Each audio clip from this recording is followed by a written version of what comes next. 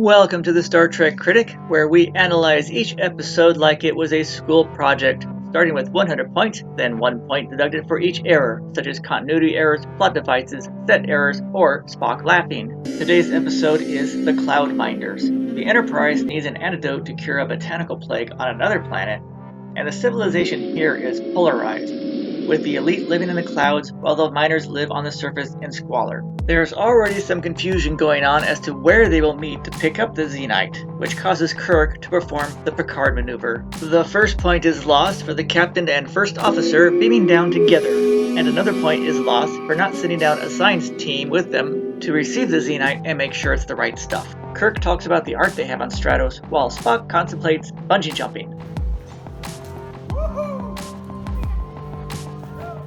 -1 point for casting multiple shadows. They have at least 4, and -1 more point for using the same cave entrance over and over again. Oh look, the captain and first officer were captured instantly because they beamed down together and didn't bring security with them. Kirk is thinking, let us out, while Spock is thinking, my 7 years are almost up, this might be some kinky fun. Kirk quotes his favorite Who song. He does that a lot this year. That's because it's product placement to help out a struggling low-budget science fiction TV show. Now comes the fist fight, pretty early on in this show. -1 point for obvious stunt doubles. Do Kirk and Spock really think their judo chops will save them? This is one of the few times you see them fighting with a woman. Yes! How cool, they don't use glitter for their transporter, they use heat rays. As you can see, Stratos is very progressive. Their security men wear miniskirts. As you see the troglodytes run away, you can tell their caves are pretty well lit. Places introduces himself and regretfully informs him that the disruptors have the Xenite. And since they're rather progressive here, Kirk politely corrects himself and uses the correct pronouns and asks, who are they? Since, as you saw earlier, using the incorrect pronouns is what caused the fight in the first place. Places, of course, thinks very low of troglodytes and disruptors. He obviously has no interest in complete equality, which is written in the Communist Manifesto. It's actually a bad idea to put a transporter pad between the top of the stairs and a rail with a 10-mile drop on the other side. -1 point for the floating city. If this was a gas giant, it could easily be explained, but sustained anti-gravity elevation would require way too much energy to keep the city afloat. And now in comes Droxine. As long as Playsus describes her as a work of art, she can show her belly button on 60s TV. It's in the fine print. Of course, Spock is much better at pickup lines than Kirk, so Droxine is now thinking, hey, I might get to Pon Farr after all. It looks like the disruptor stealing the Xenite is going to be a good thing. Look closely and you can see the knife. Playsus has no intention of talking to the troglodytes or the disruptors. And just like rioters, they destroy art forms too. Droxine has no interest in Mr. Spock at all. Not one bit. And her father's comment is really saying, Droxine, it's time we talk about the birds and the bees. One of the troglodytes is held for questioning. Playsus says, remove his shield and you can see him squint. This is proof the troglodytes are from Aldea. And that's why they have been forced to become miners. Because several years ago they tried to steal the children of Stratos. Either he's guilty or he was just found at the wrong place at the wrong time. This guy has no intentions of questioning or their version of torture. When he jumps, does he have a parachute hidden or is he actually plunging to his death? We will never know. Droxine's like, well, there goes another one. Spock's meditation is long and boring. Mainly he contemplates that Droxine has no clue what's going on the surface. So instead of boring us, he decided he's going to get up and try and make his move on Droxine. And their horrible pickup lines simply means they just want to have sex. Kirk is on one side of the bed, thinking maybe someone will join him. It looks like he's going to get his wish. Good news, the women of Stratos have very nice outfits. Even Kirk noticed. Luckily, that's what woke him up. Uh-oh, it looks like something really fun's gonna happen in this bed. But that went to the deleted scenes. Right now, Droxine is thinking the same thing as Starbuck. None of those little buggers are such good card players. Droxine is kind of a ditz. Right now she's contemplating changing all the calendars in the city. Now they're like, shit, interrupted by the kid. Uh-oh, is this going to end up in a cat fight or a foursome? Yes! Unfortunately, this is 60s TV, so none of that's going to happen. Aww. The fact that they have belly buttons probably sent the ratings police over the edge at the time. Kirk says her visit was enlightening. Maybe they did do something and it was cut out. Droxine wants Vanna out of there. She can't handle the competition. Now Vanna thinks she's the Lorax. Vanna wants the troglodytes to have a spa day in the Strato City, and Troxine says they aren't smart enough, then tries to pull the logic card on her. Spock's like, oh hell no, you didn't say that just now, did you? But she did, and now Spock says, well, you gotta wait those 7 years now. And she's like, shit, I'm not getting laid tonight now, am I? Troxine tells it like it is, and has no clue that it might be wrong. The planet of Ardana believes that completely segregating society brings perfect balance. Then Spock says, but the surface of the planet sucks. Troxine really has no clue, does she? Vanna says there are no disruptors, just like in her favorite movie. There is no sanctuary. Places asks Vanna if she prefers the rays, and yes, she actually does, since the people of Stratos don't know it, but this machine is secretly an orgasmatron. Just look at that expression on her face. This is why Vanna always gets into trouble to go take this thing for a ride. The writers let you know this by subtly showing this image next.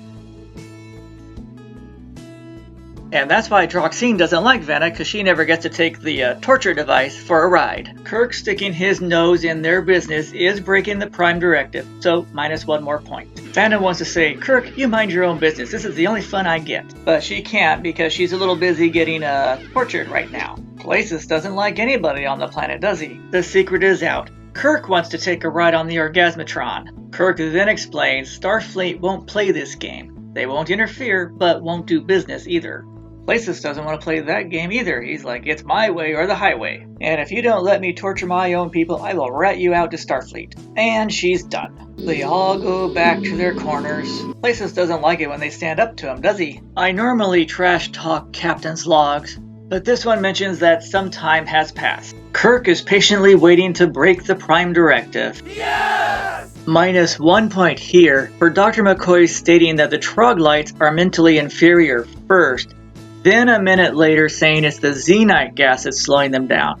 Because the way he says it makes you think they are a naturally inferior race, but they aren't. He really fouched it that time. You'd think that the troglodytes would have figured this out long ago. Dr. McCoy wants to issue a mask mandate.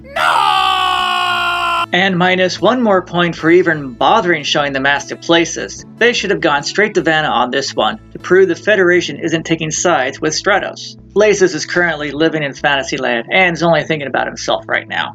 See, if Kirk had listened to the narrator of this video and gone to Vanna first, he would already have the Xenite. Places is too concerned about being a little prick about the whole thing and hangs up. And they all say, shit, now what do we do? McCoy has the best line in this show, which is pretty much a common theme of the 3rd season. Kirk says, beam me down to Vanna's quarters, I want to try to score again. What if he can beam in but can't beam out? He'd be really screwed then. Women in prisons on this planet have really nice outfits.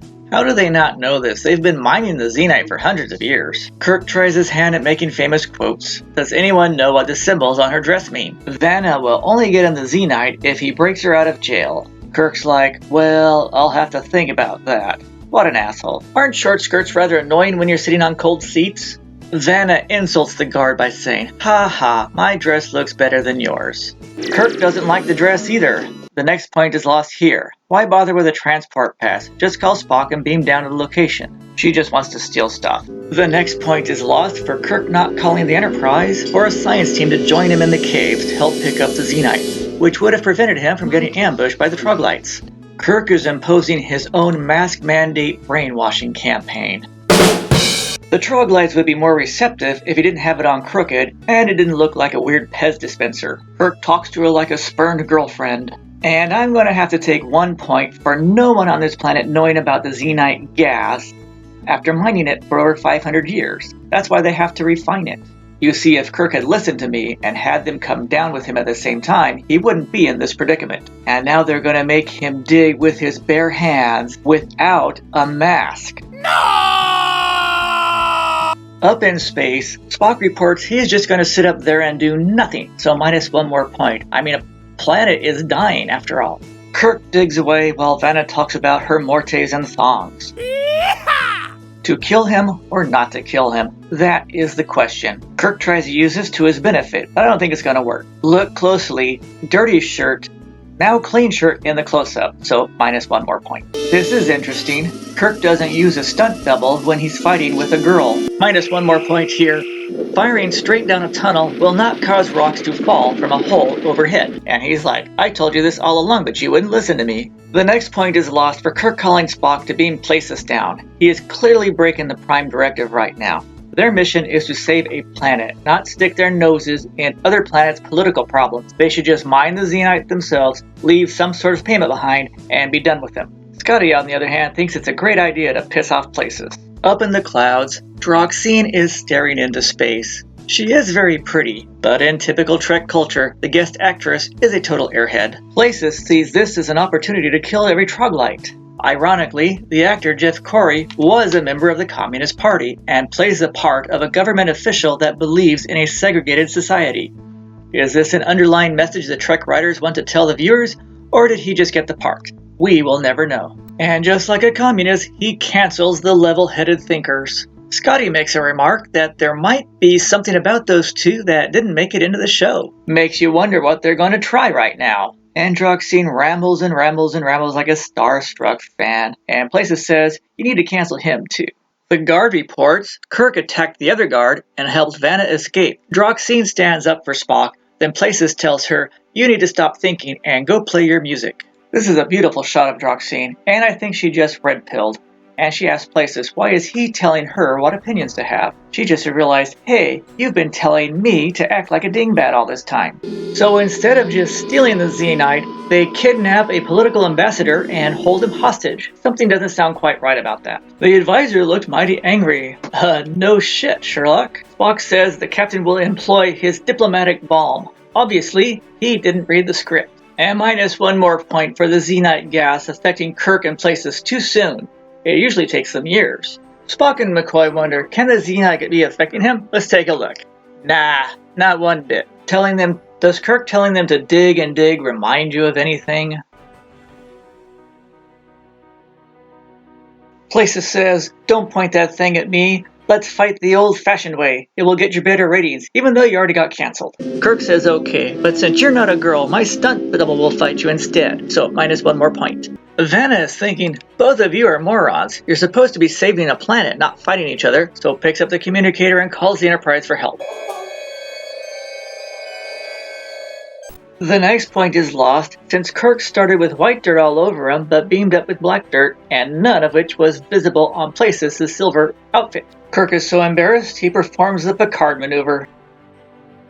Droxine is an anti-masker. It doesn't matter what you call it, it's still a mask. Vanna makes a deal with Kirk and saves the planet. Yes! Places complains that they will all be smart. And Vanna says, yes, we all want to ride the Orgasmatron. And there is the Xenite. This is Spock's way of saying he wants to pawn far with her. Listen to what he says. There is great beauty in the knowledge that lies below.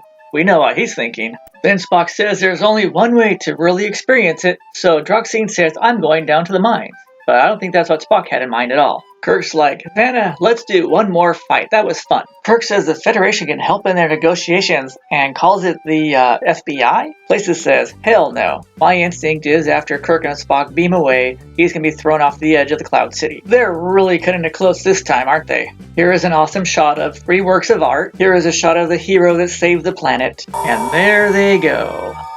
Places is thinking, shit, she's gonna kill me now, isn't she? Sometimes screenshots turn out really good. Next week on Star Trek, Droxine rides the Orgasmatron. Yeehaw! So, who were the troglodytes?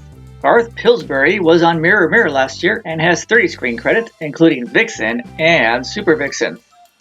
Fred Williamson played Anka, was an Oakland Raider and Kansas City Chief, and is fluent in Italian.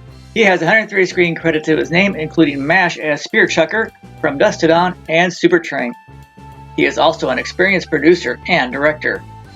Ed Long played Midro and was a Korean War veteran. Charlene Polite has 12 screen credits as well as many onstage acting credits. Unfortunately, breast cancer took her at the age of 58. Aww. Diana Ewing has 26 screen credits, including The Way We Were, Mission Impossible. She was born in Hawaii and her father was a reporter who covered the attack on Pearl Harbor.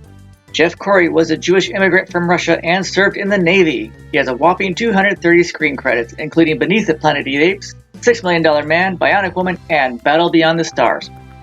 He was a member of the Communist Party for a short time, which got him canceled in Hollywood in the 1950s, but made a great comeback.